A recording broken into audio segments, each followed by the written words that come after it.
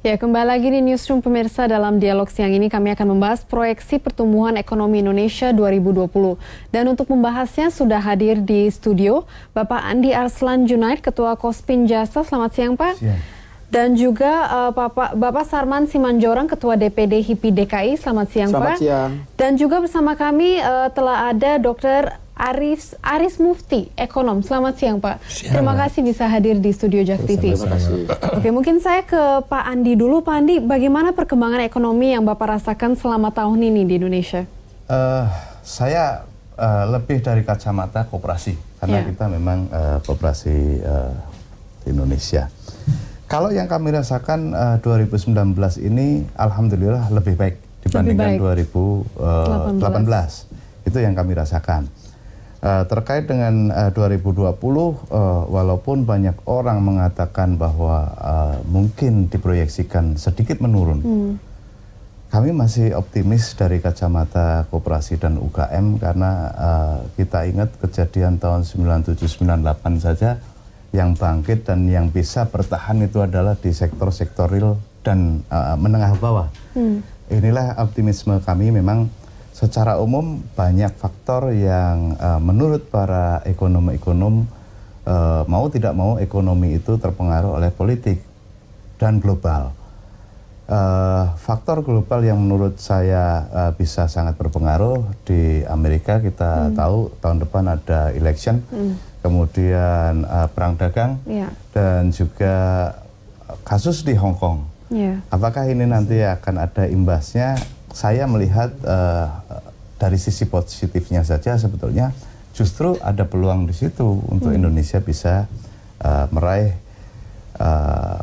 yang pertarungan dua gajah ini, kita bisa manfaatkan itu sebetulnya. Kacamata saya seperti itu. Oke. Pak Sarman mungkin setuju dengan kata Pak Andi, dan mungkin bagaimana mengenai Bapak perekonomian Indonesia tahun ini dan proyeksi 2020? Ya, pertama bukan hanya tahun ini ya. Kalau kita lihat dari 3 atau 4 tahun terakhir, Pak, bahwa seluruh target daripada pertumbuhan ekonomi Indonesia yang telah dicanangkan oleh pemerintah itu kan semuanya tidak tercapai. Ya kan?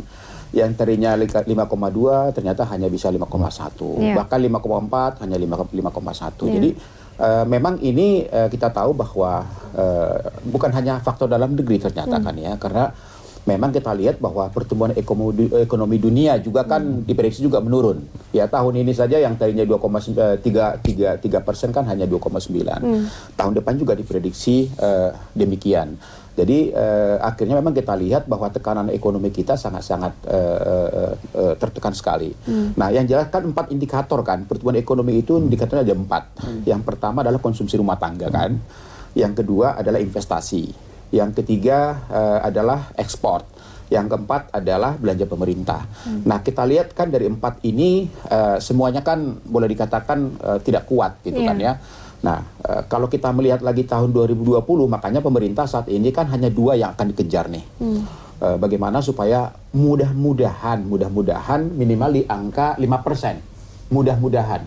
Walaupun memang nanti Mas Arif Mufti bisa melihat apakah mungkin kita mencapai 5%? Ya, dalam hal ini kita lihat bahwa Pak Presiden meminta supaya bagaimana daya tarik investor itu ditingkatkan. Dengan berbagai perizinan, dengan berbagai kebijakan-kebijakan yang memang kita lihat mereka punya daya tarik untuk masuk. Ya, karena kalau kita lihat posisi kita dengan Vietnam itu udah jauh sekali. Vietnam aja di kuartal ketiga dia hampir meningkat 85% investasinya. Jadi perang dagang antara Amerika dengan Tiongkok ini itu bisa dimanfaatkan oleh Vietnam. Nah, sedangkan kita ini hanya sedikit dapatnya. Nah, makanya sampai dibentuk dengan Omnibus Law itu, di mana undang-undang kita nanti yang tadinya sekian puluh, mungkin sekitar 70 itu jadikan jadi 1. Nah, itu tujuannya adalah bagaimana supaya betul-betul seluruh perizinan-perizinan kita yang menghambat pengembangan dunia usaha itu betul-betul memiliki daya tarik terutama kepada investor. Nah, itu pertama. Yang kedua adalah ya tentu konsumsi rumah tangga. Nah, 2 hari yang lalu HIPI DKI Jakarta melakukan suatu evaluasi prospek review ekonomi Jakarta dan juga prospek 2020. Nah, kami lihat bahwa memang konsumsi rumah tangga ini sesuatu yang harus dijaga. Karena hampir 60% pertumbuhan ekonomi Jakarta kita, ekonomi nasional dan Jakarta itu ditopang oleh konsumsi rumah tangga. Nah, kita lihat dalam 4-5 tahun terakhir ini Jakarta cukup bagus. Jakarta boleh dikatakan dari sisi stabilisasi harga pangan itu sangat-sangat bagus karena sangat-sangat ditopang oleh 3 BUMD mereka, yaitu adalah Pasar Jaya, kemudian juga Cipinang Food dan juga Dharma Jaya. Ini satu kesatuan yang bekerja sama, berkolaborasi, sehingga kita lihat memang ketahanan pangan di Jakarta cukup bagus. Nah, ini kita harapkan juga tingkat nasional seperti itu. Karena tahun depan kan hanya dua yang diharapkan oleh pemerintah, bagaimana supaya ekonomi kita bagus, adalah investasi dan juga konsumsi rumah tangga. Sedangkan ekspor kemungkinan besar juga agak sedikit nggak bisa dijamin, karena ekonomi saat ini kan bukan hanya Indonesia yang merasakan, boleh dikatakan hampir seluruh dunia juga merasakan gejolak ekonomi ini. Baik, Pak Mufti mungkin bisa tanggapi? Ya, jadi akhir tahun ini kan banyak sekali yang namanya outlook ekonomi ya, dari berbagai lembaga independen. Yang kalau saya lihat, saya ambil aja 3 tapi nggak usah saya sebutkan namanya. Rata-rata mereka melihat prediksi ekonomi ke depan ini di angka 4,9 ya.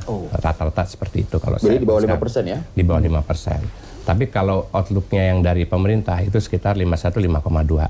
Jadi kalau kita mau average ya mungkin tumbuh sekitar 5. Tapi saya melihat dari perspektif lain seperti yang dikatakan oleh Mas Arsan tadi adalah kita melihat pada saat krisis, kita pernah krisis kan, kita minus 13,2, lalu waktu itu prediksi semuanya menyatakan Indonesia akan hancur. Tahu-tahu tumbuh 3,4. Jadi kalau dijumlah kita tumbuhnya waktu itu 17%. Dan kekuatan tumbuhnya itu adalah dari lapis bawah, koperasi UMKM, bukan dari unsur pemerintah. Pemerintah sendiri melihatnya adalah istilahnya gurem lah. Nah, jadi kalau kita melihat 3 itu tadi contoh, termasuk contoh di Ethiopia tumbuh 11%, Filipina katakanlah tumbuh bisa sampai 8-9%, itu adalah di luar prediksi semua. Nah, saya melihat unsurnya itu adalah persepsi.